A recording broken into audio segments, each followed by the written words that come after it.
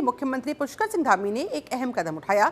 उन्होंने मुख्यमंत्री कैंप कार्यालय से वन विभाग द्वारा कैंपा योजना के तहत खरीदे गए 23 बोलेरो कैंपर वाहनों अपराधों पर लगाम कसने, मानव वन्यजीव सर्च को काबू में करने और वनाग्नि जैसी आपात परिस्थितियों में तेजी से रेस्क्यू कार्यों में बेहद सहायक सिद्ध होगा।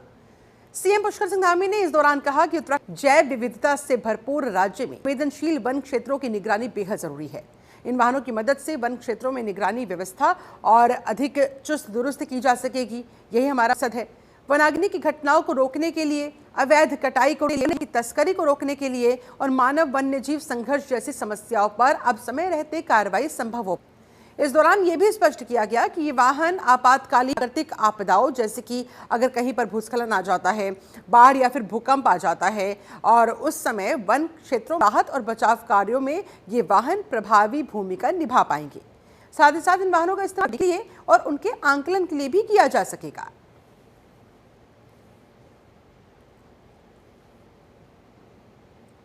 केंद्रीय रेल मंत्री अश्विनी वैष्णव और सीएम पुष्कर सिंह धामी ने आज ऋषिकेश कर्णप्रयाग रेल परियोजना के अंतर्गत सुरंग संख्या T8 और T8M के सफल ब्रेक थ्रू के अवसर पर आयोजित कार्यक्रम में भाग लिया। इस मौके पर दोनों नेताओं ने सुरंग स्थल का निरीक्षण, निर्माण का जायजा लिया। केंद्रीय रेल मंत्री अश्विनी उपलब्धि पर प्रसन्नता जताते हुए कहा कि ये परियोजना उत्तराखंड के विकास की दिशा में अहम मील का पत्थर है। उन्होंने रेल अधिकारियों, इंजीनियर्स की सफलता। सीएम पुष्कर सिंह धामी ने इस अवसर को के लिए एक ऐतिहासिक उपलब्धि बताया। उन्होंने कहा कि योजना के दूरस्थ महत्वपूर्ण भूमिका की। इससे न सिर्फ लोगों का आवागमन सुगम हो पाएगा बल्कि क्षेत्रीय पर्यटन आर्थिक विकास को भी बल पाएगा। ऐतिहासिक दिन है। आज भारत की जो सबसे लंबी ट्रांसपोर्टेशन टनल है 14.5 मीटर की 14.5 मीटर की किलोमीटर की 14.5 किलोमीटर की, उसमें एक बड़ा माइलस्टोन अर्जित हुआ है। टनल बोरिंग मशीन ने कंप्लीट ट्रांसपोर्टेशन टनल को थ्रू किया है। ये रेलवे की जो हमारा ऋषिकेश से कर्ण प्रोजेक्ट है उसका मेजर सेक्शन है और ये बहुत ही कॉम्प्लेक्स प्रोजेक्ट है। इसमें ट्विन टनल्स है, 2 टनल्स एक साथ पैरेलल जाती है। उसमें एक और बड़ी उपलब्धि यह है कि हिमालय में टनल बोरिंग मशीन को सक्सेसफुल करना ये एक बड़ा चैलेंज था। आप सब जानते हैं कि प्रधानमंत्री श्री नरेंद्र मोदी जी हमेशा बड़े टारगेट देते हैं और बड़ी चैलेंजिंग काम को हाथ में लेने के लिए प्रेरणा देते हैं। 14.5 किलोमीटर से बड़ी टनल के ब्रेक थ्रू के अवसर पर और उसकी सौगात देने के लिए हमारे राज्य में पधारे आदरणीय रेल मंत्री अश्विनी वैष्णव जी का मैं देवभूमि उत्तराखंड की समस्त जनता की ओर से बहुत स्वागत करता हूं, उनका अभिनंदन करता हूं और लंबे समय से कि जल्दी जल्दी इसका काम हो। जैसा अभी टीबीएम मशीन के बारे में आपने बताया, ये अत्याधुनिक टेक्नोलॉजी से युक्त मशीन है और सुंदर उत्कृष्ट एक इंजीनियरिंग का ये हमारे सामने उदाहरण है कि हम सब लोगों ने देखा और आप सब लोग भी देख रहे होंगे कि जिस प्रकार से वो मशीन काम करते हुए आ रही है और बहुत जल्दी हमारा जो आदरणीय प्रधानमंत्री जी के नेतृत्व में बहुत महत्वाकांक्षी परियोजना 125 किलोमीटर की ऋषिकेश कर्णप्रयाग रेल लाइन की चल रही है, जल्दी ही पूरी होगी। वहीं ऋषिकेश कर्णप्रयाग रेलवे प्रोजेक्ट के पहले स्टेशन योगनगरी रेलवे स्टेशन पर केंद्रीय रेल मंत्री अश्विनी वैष्णव पहुंचे। योगनगरी का इस रेलवे स्टेशन का निरीक्षण किया और रेल निगम के अधिकारियों से इस प्रोजेक्ट के बारे में स्टेटस रिपोर्ट। प्रोजेक्ट में हो रहे कार्यों से रेल मंत्री काफी नजर आए। रेल मंत्री ने प्लेटफॉर्म पर खाद्य पदार्थों की गुणवत्ता को परखने के लिए वहां चाय पीने की इच्छा जताई। अश्विनी वैष्णव प्लेटफॉर्म ही चाय बेचने वाले के काउंटर पर जा पहुंचे और वहां उन्होंने चाय का आनंद उठाया। चाय पीने के बाद उन्होंने चाय की तारीफ ही नहीं की बल्कि 4 रुपए के बदले 50 रुपये दुकानदार को दिए। गढ़वाल सीट से सांसद अनिल बलूनी, हरिद्वार से सांसद त्रिवेंद्र सिंह रावत ने भी इस दौरान वहां पर अश्विनी वैष्णव के साथ चाय की चुस्की ली। रेल मंत्री अश्विनी वैष्णव ने कहा कि आज करोड़ों लोग उत्तराखंड पीएम नरेंद्र मोदी ने उत्तराखंड को एक ऐसा ही अद्भुत प्रोजेक्ट दिया जिस पर दुनिया भर के लोगों की निगाहें हैं और ये प्रोजेक्ट कहां तक पहुंचा है, क्या इसका स्टेटस है, इस बारे में भी उन्होंने वहां पर मौजूद संबंधित अधिकारी योगनगरी ऋषिकेश, जहां पर करोड़ों श्रद्धालु, करोड़ों भक्तजन, करोड़ों लोग आना चाहते हैं, वहां के लिए प्रधानमंत्री श्री नरेंद्र मोदी एक ऐसा अद्भुत प्रोजेक्ट है जो दुनिया भर में जिसकी चर्चा है, अपने अंडरग्राउंड टनल्स के माध्यम से हो, नई टेक्नोलॉजी के माध्यम से हो, और जो हमारे सांस्कृतिक भावना के साथ जुड़े हुए प्रोजेक्ट को लेके आज उसका निरीक्षण के लिए अभी निकल रहे हैं। जल्दी वहाँ पे जाके आपसे बात करेंगे। वहीं चारधाम यात्रा को लेकर यात्रियों में उत्साह का माहौल है। पर्यटन विकास परिषद का कंट्रोल रूम व्यस्त नजर आ रहा है। देश भर से यहां रोजाना औसतन यानी कि ऑन एन एवरेज 638 कॉल्स तो आ ही जाती है। यात्री यहां पर इन कॉल्स के माध्यम से, इन कॉन्टैक्ट नंबर्स के माध्यम से यात्रा से जुड़ी हुई तमाम जानकारियां ले रहे हैं। राज्य सरकार से मिली जानकारी के अनुसार चारधाम यात्रा के लिए उत्तराखंड पर्यटन विकास परिषद का कंट्रोल रूम अब पूरी तरह से व्यस्त नजर आ रहा है।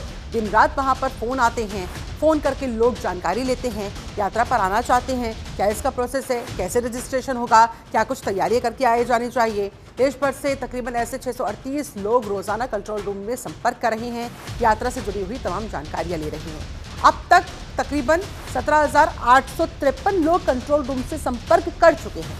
अब तक कुल मिलाकर अगर बात करें रजिस्ट्रेशन की, तो रजिस्ट्रेशन का ये टोटल आंकड़ा 17 लाख अकाउंट है। आप अंदाजा लगा सकते हैं 17 लाख से ज्यादा लोग अब तक रजिस्ट्रेशन करवा चुके हैं। इस यात्रा पर, चारधाम यात्रा पर आने के लिए तैयारियां कर चुके हैं। उत्तराखंड की चारधाम यात्रा बता दें आपको 30 तारीख को अक्षय तृतीया पर शामी ने कहा कि चारधाम यात्रियों में उत्साह का माहौल है।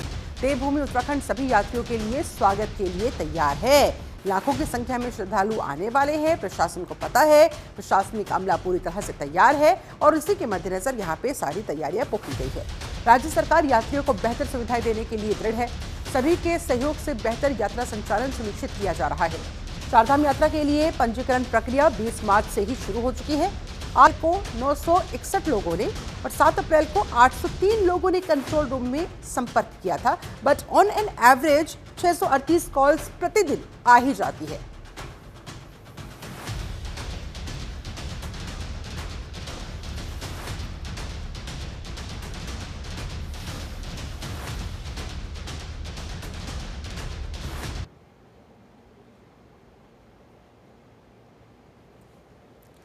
हरीश खन्ना हमारे साथ संवाददाता ज्यादा जानकारी के साथ लाइव कनेक्टेड हैं, उनका रुख कर लेते हैं। हरीश, बड़ी संख्या में लोग कॉल कर रहे हैं, यात्रा में जानकारी आ रही है। 17 लाख से ज्यादा रजिस्ट्रेशंस ऑलरेडी हो ही चुके हैं।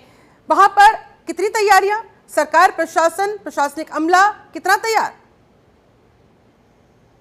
देखिए शिल्पा, चारधाम लगातार तैयारियां हो रही हैं और तैयारी है वो अंतिम रूप में है, अंतिम चरण में है। और उसके साथ ही 3 जिलों की बात बद्रीनाथ जो जिले में है और केदारनाथ और रुद्रप्रयाग, और इसके अलावा उत्तरकाशी की बात करें तो जो जिलाधिकारी हैं वो लगातार मॉनिटरिंग कर रहे हैं और इस संबल का जो अपडेट है वो मुख्यमंत्री को भेजा जा रहा है।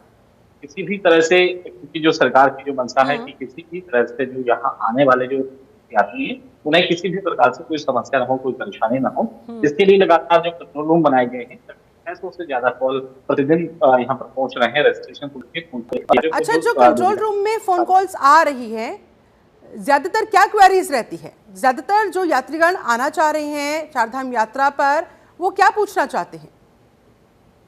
देखिए, सबसे है कि जिस तरह से जो पर्यटन विकास निगम की तरफ से जो कंट्रोल रूम बनाए गए हैं, मैं सबसे ज्यादा जो क्वेरीज होती है वो लेकर के एक तो वेदर का है और दूसरा जिस दिन लोगों ने यहाँ पर पहुंचना है उस दिन का मौसम, और साथ ही साथ के बारे में जानना चाह रहे हैं और किस तरह से लोगों को वहाँ पे लाइन में न लगना पड़े, लोगों को कार्य करना पड़े, तो इस तरफ भी लोगों का सबसे ज्यादा फोकस है। सरकार इसी को दूर करने की तमाम तैयारियां कर रही है कि किस तरह से लोगों की परेशानियां हैं। इस बार की तो बहुत यहाँ पे जो 50,000 गाड़ियां हैं उनके लिए यहाँ पर जो पार्किंग है वो बनाई जा रही है चारों धाम रूट में, और इसके अलावा स्वास्थ्य विभाग हो, PWD विभाग हो, PRO हो या इसके अलावा बिजली हो, सभी जो विभाग है ताकि जो श्रद्धालु हैं बड़ी संख्या में पहुंच सके और एक अच्छा संदेश जा सके। तो इस बार की जो यात्रा है वो बहुत बेहतर यात्रा बनाई। तो यात्री हैं, जो तीर्थ यात्री हैं, उनमें भी लगातार जो है जिज्ञासा उनकी बढ़ रही है। लगभग अभी की अगर बात करें तो 7.5 लाख से ज्यादा जो श्रद्धालु उन्होंने अपने ऑनलाइन रजिस्ट्रेशन कर दिए हैं 20 मार्च से। चलिए, देवभूमि भी इन यात्रियों के लिए, स्वागत के लिए पूरी तरह से तैयार है। बहुत शुक्रिया आपका हरीश खन्ना इस पूरी बातचीत के लिए। चारधाम यात्रा को लेकर उत्तराखंड पुलिस की तैयारियां भी तेज हो गई है। इन तैयारियों को लेकर पुलिस महानिदेशक दीपम सेठ ने समीक्षा बैठक में उन्होंने यात्रा मार्गों के लिए यातायात और सुरक्षा को लेकर कार्य योजना बनाने के निर्देश दिए। साथ ही चारधाम यात्रा कंट्रोल रूम शुरू करने, तैयारियों का अभ्यास करने को भी कहा गया। बताया गया कि यात्रा काल में समस्त गतिविधियों की real time update police mobile app पर प्राप्त की जा सकेगी। पुलिस महानिदेशक ने अपराध और कानून व्यवस्था के साथ ही कार्मिकों से संबंधित मुद्दों पर उठाए जा रहे कदमों के बारे में जानकारी लेते हुए आवश्यक दिशा निर्देश भी दिए। उन्होंने गढ़वाल रेंज कार्यालय में स्थापित चारधाम यात्रा कंट्रोल रूम को शीघ्र क्रियाशील बनाने यानी कि एक्टिव मोड पर लाने, यात्रा मार्गों की ट्रैफिक योजना, भीड़ नियंत्रण, पार्किंग और व्यवस्था को अंतिम रूप देने के भी इंस्ट्रक्शंस जारी किए हैं।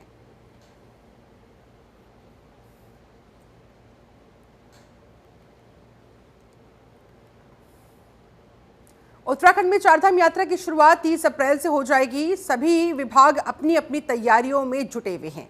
चारधाम यात्रा के दौरान इस बार स्वास्थ्य विभाग भी अपनी तैयारियों में लगा है। इस संबंध में प्रभारी स्वास्थ्य महानिदेशक ने कहा कि इस बार हर साल की तरह चारधाम यात्रा रूट पर डॉक्टर्स की तैनाती की जा रही है। इस बार निजी मेडिकल कॉलेज के विशेषज्ञ डॉक्टर्स के साथ ही सभी जनपदों के डॉक्टर्स की सेवाएं ले रहे हैं। इसके अलावा भारत सरकार की कुछ विशेषज्ञ डॉक्टर्स मिलने की उम्मीद है। विशेषज्ञ डॉक्टर्स की कमी को इस तरह से पूरा करने की फिलहाल योजना बनाई गई है, जिस पर काम किया जा रहा है। 30 तारीख से मंत्री के पट खुलने वाले हैं और 4 मई से बद्रीनाथ जी और केदारनाथ जी के। तो इसके रिगार्डिंग जैसे हर साल की तरह तैयारी होती है हमारी हो रही है। और इस बार जरा सा थोड़ा सा हम लोगों ने MRP जरा कुछ बढ़ाई हैं, स्पेशली बद्रीनाथ रूट पर और यमुनोत्री रूट। तो और डॉक्टर्स भी हमारे जो कुछ अन्य ज़िलों से हम लोगों ने जैसे हर साल लगाते हैं तो इस बार भी लगाए गए हैं। और विशेषज्ञ लेकिन हमने जो इस बार है वो हम थोड़ा प्राइवेट मेडिकल कॉलेज से कुछ लेंगे। कॉलेज से तो हम पिछली बार भी लिया था, इस बार भी लेंगे। और साथ ही जो है गवर्नमेंट ऑफ इंडिया से भी हम लोग को कुछ संभावना है कि वहाँ से भी विशेषज्ञ मिलें। वहीं हेमकुंड साहिब की तरफ भारतीय सेना ने गोविंद घाट से हेमकुंड साहिब तक के ट्रैक मार्ग पर रैकी की है। इस 6 किलोमीटर ट्रैक मार्ग पर 2 से 7 फीट तक बर्फ जमी हुई है, जो घांगरिया से हेमकुंड साहिब तक फैली हुई है। भारतीय 25 जवानों की पहली टुकड़ी गोविंद घाट पहुंचेगी और घाघरिया में एक दिन के लिए बर्फ हटाने का काम शुरू किया जाएगा। हेमकुंड साहिब ट्रस्ट और स्थानीय प्रशासन मिलकर इस यात्रा की तैयारी में जुटे हुए हैं। अटल कोटी ग्लेशियर पूरी तरह से बर्फ से भर गया, जिसमें 30 फीट तक बर्फ जमी है, जबकि छोटे अटल कोटी ग्लेशियर में 10 फीट तक है। ये सेवा भारतीय सेना द्वारा की जाती है, जो इस कार्य को करने में गर्व महसूस करती है। ट्रस्ट के सेवादार और रसोइये भी अन्य आवश्यक व्यवस्थाओं का ध्यान रखने के लिए टीम के साथ वहां पर जाएंगे। 30 टन क्षमता वाले पुल के निर्माण का इस महीने के अंत तक ये तैयार हो जाएगा।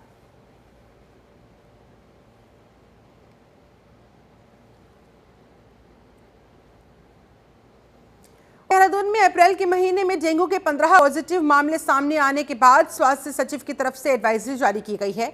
स्वास्थ्य उन्होंने कहा कि डेंगू सामने आए हैं उनमें हल्के सिम्टम्स हैं और चिंता वाली कोई बात नहीं है। हर साल की तरह इस बार भी स्वास्थ्य विभाग की तरफ से जहां जहां डेंगू के ज्यादा मामले सामने आते थे वहां तमाम तैयारियां पुख्ता की गई। उनके 2 निजी अस्पतालों में बीते 13 दिन 15 डेंगू के पॉजिटिव केसेस सामने आ चुके हैं। हालांकि सभी पॉजिटिव मरीज देहरादून से बाहर के बताए जा रहे हैं। देखिए ऐसा है, डेंगू जैसे आप बता रहे हैं कि 15 का वो ठीक है, वो एलाइजा पॉजिटिव है but not very much severe cases जो मैंने पता करा। तो हमारी जो इसके रिगार्डिंग एडवाइजरी जो है वो हर साल जारी होती है, तो इस बार भी हमारी हो रही है। और साथ ही हमारे जनपदों को भी लेटर जा चुका है और हम तुरंत अभी BC भी करने वाले हैं। और जैसे हर साल की तरह तैयारियां करते ही हैं हमारे राज्यों में। और इस लास्ट ईयर जो हमारे डेंगू ज़्यादा केसेस मिले थे, तो उन जगहों को हम इस बार ज़्यादा फोकस करेंगे ताकि जो है हम इसको जो स्थिति को जो है वो काबू में रख सकें। देखिए अभी फिलहाल हमने स्टेट गवर्नमेंट की ओर से, हेल्थ डिपार्टमेंट की ओर से डेंगू और चिकनगुनिया मैनेजमेंट हेतु गाइडलाइंस और SOP जारी किए हैं। हम जारी करते हैं और नॉर्मली ये अप्रैल के महीने में हम लोग जारी करते हैं ताकि हमारा एक्शन प्लान तैयार रहे और हम पहले से हमारा भी वो तैयार रहे। तो इसी के तहत सबसे पहले जो इम्पोर्टेंट हमारी स्ट्रैटेजी रहती है वो प्रिवेंटिव स्ट्रैटेजी रहती है, जिसके तहत हम लोग सोर्स रिडक्शन का काम करते हैं, जिसमें डिस्ट्रक्शन ऑफ लार्वे शामिल है। भी डिपार्टमेंट्स मिलके काम करते हैं, जैसे नगर निगम है, डिस्ट्रिक्ट एडमिनिस्ट्रेशन है, हेल्थ डिपार्टमेंट है, इनका फोकस सोर्स रिडक्शन पे रहेगा। इसके अलावा जो 3 डिपार्टमेंट्स अभी मैंने बताए थे, administration and municipal corporation. Uttarakhand में गर्मियां बढ़ने के साथ ही पेयजल की किल्लत भी बढ़ती जा रही है। सीएम धामी के निर्देश के बाद जिलेवार कंट्रोल रूम्स बना दिए गए। वहीं अल्मोड़ा सरकारी विद्यालयों में पेयजल आपूर्ति दूर करने के लिए प्रशासन ने खंड शिक्षा जल निगम जल संस्थान के अधिकारियों के साथ बैठक की और बैठक करके स्कूलों में पेयजल किल्लत को दूर करने के लिए वहां पर निर्देश दिए हैं।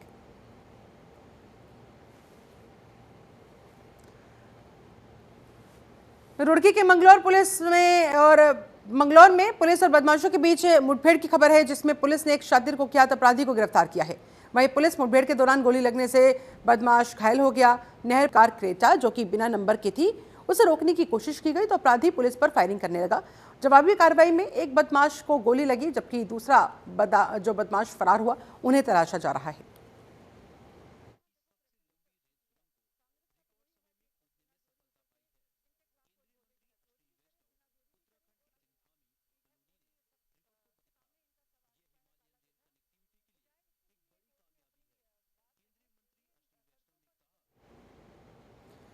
प्रदेश में गर्मियां बढ़ने के साथ ही पेयजल की किल्लत भी बढ़ती जा रही है। सीएम धामी के निर्देश के बाद जिलेवार कंट्रोल रूम्स बना दिए गए। वहीं अल्मोड़ा जिले के विकासखंड सल्ट के सरकारी विद्यालयों में पेयजल आपूर्ति दूर करने के लिए प्रशासन, शिक्षा अधिकारी, जल निगम, जल संस्थान के अधिकारियों के साथ बैठक करके स्कूलों में पेयजल के दूर करने के दिशा निर्देश दिए। एसडीएम निगम में पेयजल की दिक्कत है, उन्हें दूर करने का प्रयास किया जा रहा है।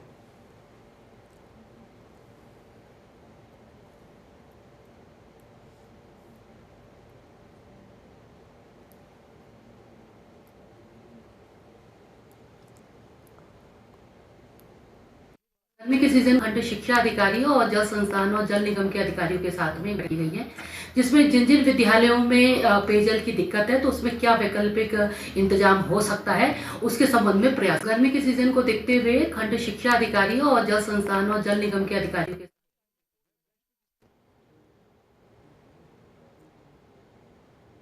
वहीं रुड़की सिविल लाइंस कोतवाली क्षेत्र के मोहल्ला सोत में गुल मोहम्मद खान के परिवार के साथ मारपीट और घर में तोड़फोड़ का वीडियो सीसीटीवी कैमरा में कैद हो गया।